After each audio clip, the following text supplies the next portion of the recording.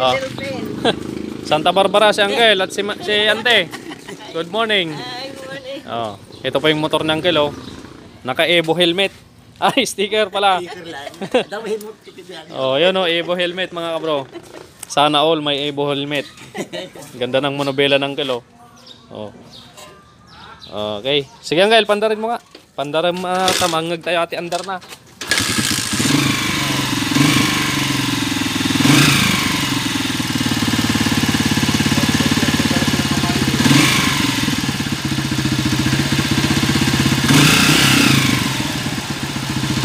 Timing gear, di may isang natagare.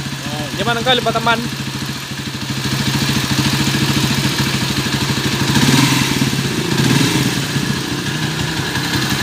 May buntot ng kabayo dito.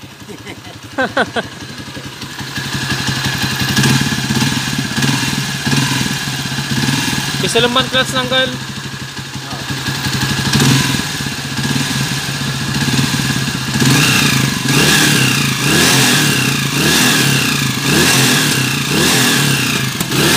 Nasasok niya.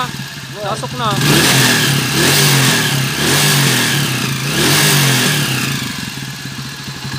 May putok. May putok yung tambutso. Lagyan natin ng Rexona mamaya. Namatay na. Palamigin na natin. Palamisan tayo ng Uncle. Baklasan tayo damdama. May buntot ng kabayo. Malaki. Dakkelmut siguro sidecar natin Uncle. Ay basit lang. Okay. From Santa Barbara mga bro. First CDI natin Uncle. Ayaw muna nga CDI. Yan.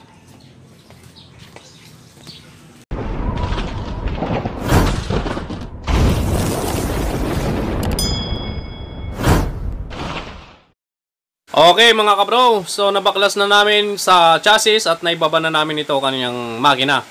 So sa pagbaklas ng makina, tanggalin muna ninyo yung tatlong tornilyo sa cylinder head cover. At bago ninyo tanggalin yung rocker arm, may top dead center muna ninyo mga kabro. Paikot nyo yung magneto. At pagkatapos nyo may top dead center, tanggalin nyo na yung tatlong tornilyo dito sa kanyang rocker arm. Okay, so pagkatapos nung rocker arm, tanggalin nyo na rin yung push rod.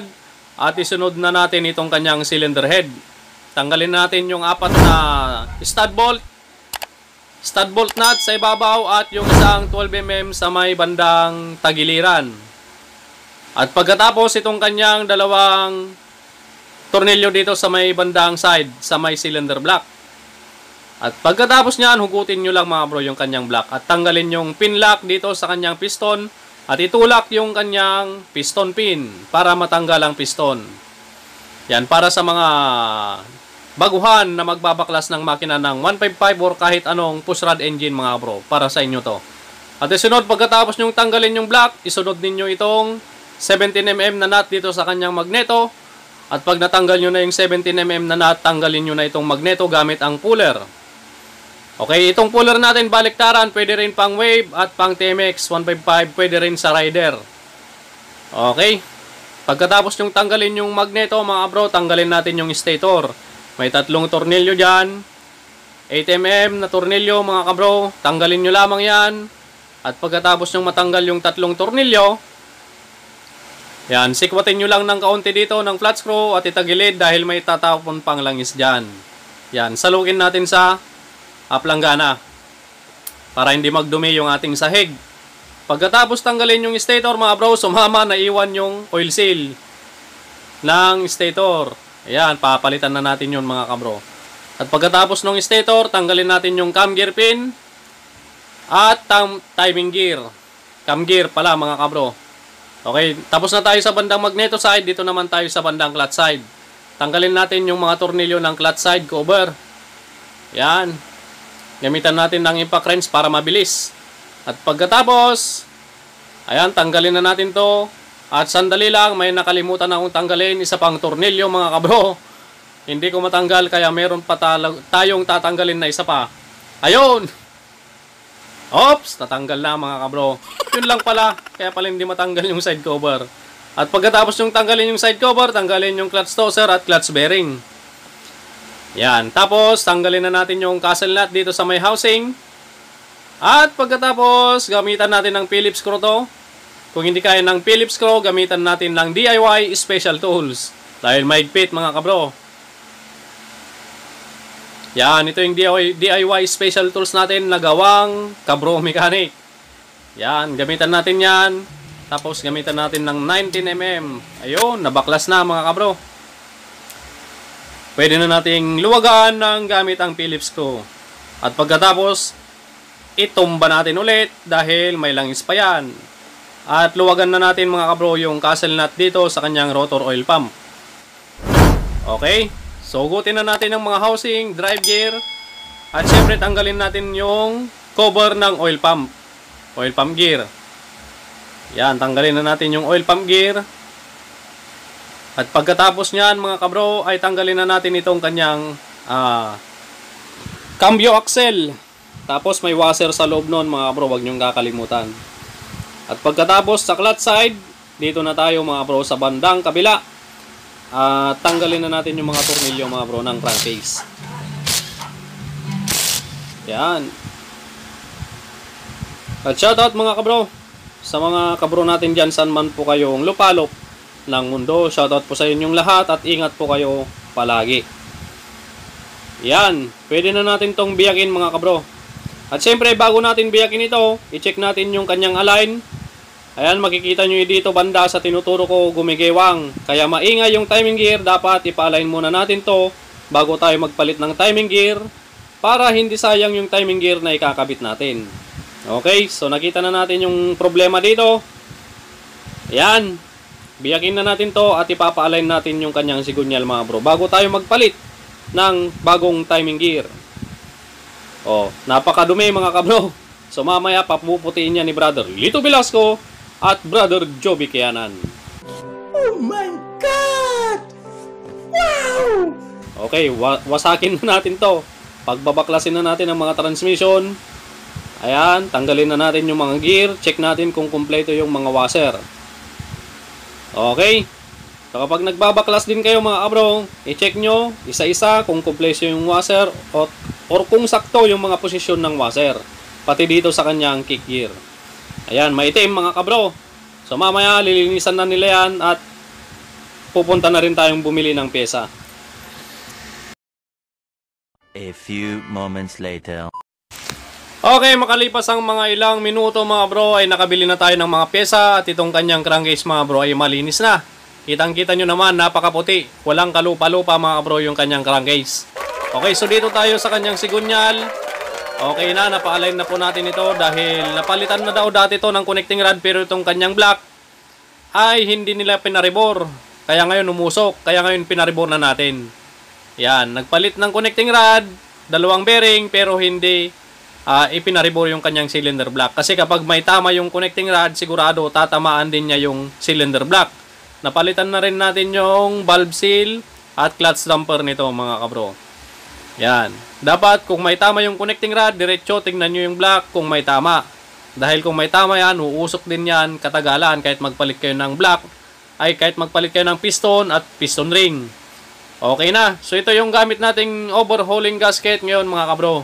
CSL. Maganda rin to. Maganda yung lapat. Walang sobra-sobra. Napakaganda. Mumurahin lang yan pero maganda rin mga bro. Yan. Timing gear. May tama na itong kanyang cam lobe.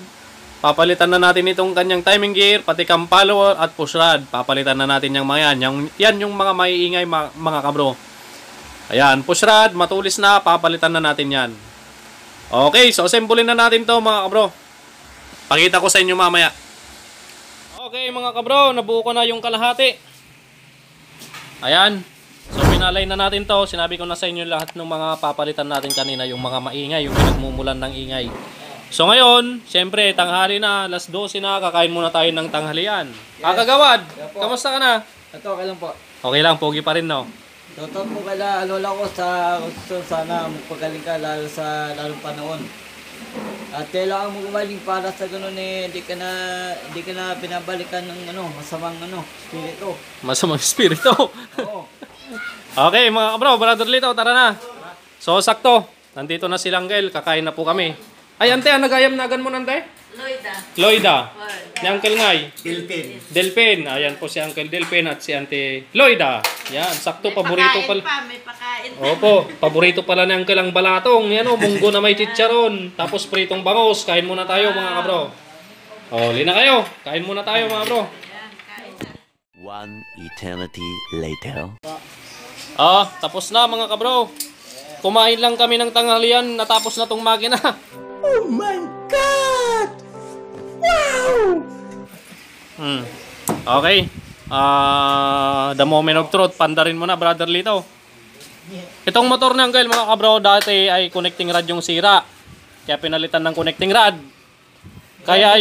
Pero yung kanyang cylinder block hindi pinaribor. May tama na rin yung block nito dati pero hindi nila pinaribor. Pinalitan lang ng piston ring na pang contact point. Hindi nila pinaribor. So ngayon pinaribor na natin.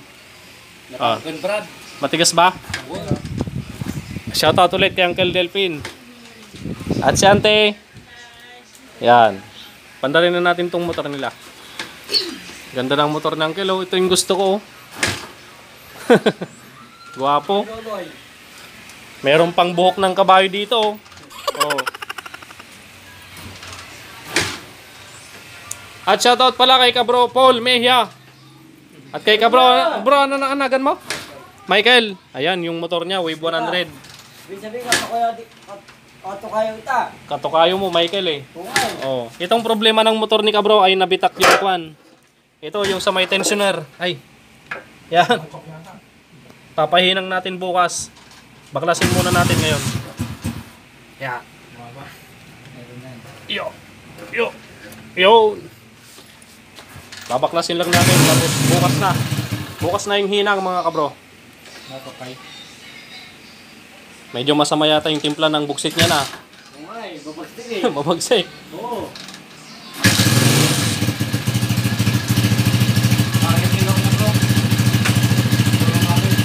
Oo, kanina namamatay yan. Timplan mo yung kanya, hangin niya mamaya pag napandar mo ulit.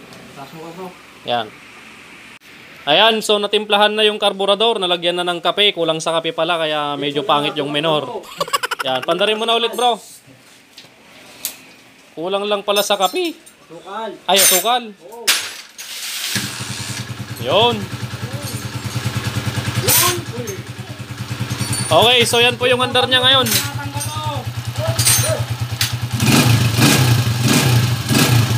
Okay, yan na yung andar niya ngayon. At parinig ko ulit sa inyo yung andar niya kanina.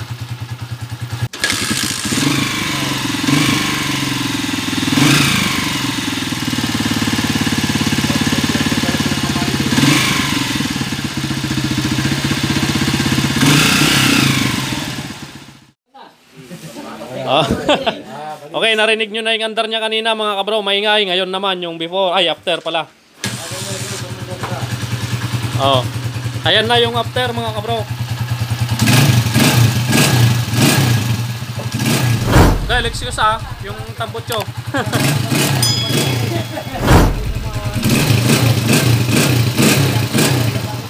Yan, okay na. Wala na yung meow meow.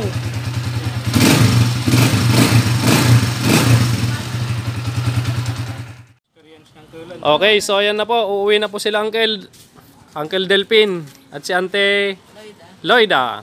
Ayan po, uuwi na sila. At laging nanonood si Uncle ng mga video natin. Maraming salamat po. Yan. Uwi na sila. Maraming salamat pala Uncle sa pang Milo na binigay mo. Si Brother Lito. Yan. Papandarin na lang. Final dahil uuwi na sila Uncle. Yan.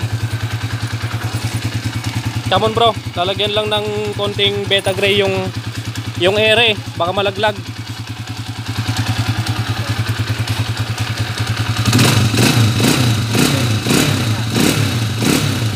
Oh, wala na yung wiw.